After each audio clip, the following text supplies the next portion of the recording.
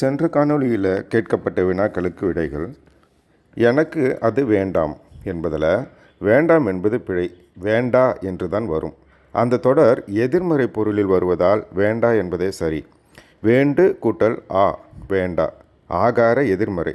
வேண்டாம் என்று சொன்னால் அதை வேண்டு, ஆம் அதை வேண்டு என உடன்பாட்டு பொருளிலேயே அமையும். எனக்கு அது வேண்டும் என்பதை உறுதியாக சொல்வதாகவே பொருளாகும். எனவே வேண்டா என்பதே சரி.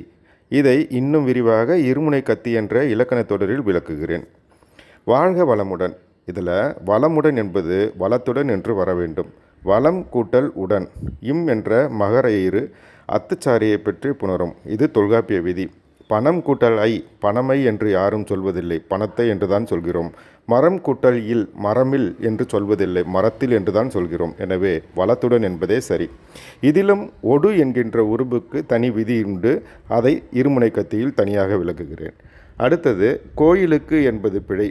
கோ கூட்டல் இல், ஆண்டவனின் வீடு என்றொரு பொருள். கோ என்ற உயிர் ஈருடன் உயிர் வருமொழியாக வருமானால் அங்கு வகர உடம்படுமையே தோன்றும். கோயில் என்பது பிழை, கோவில் என்பதே சரி. இன்னொரு திருத்தம், கோவிலுக்கு போனான். இது 4ஆம் வேற்றுமை விரி. 4ஆம் வேற்றுமை விரியில் வல்லினம் மிகும். கோவிலுக்கு போனான் என்று இப்பு வர வேண்டும். அடுத்த காணொளியில் சந்திக்கலாம். வணக்கம்.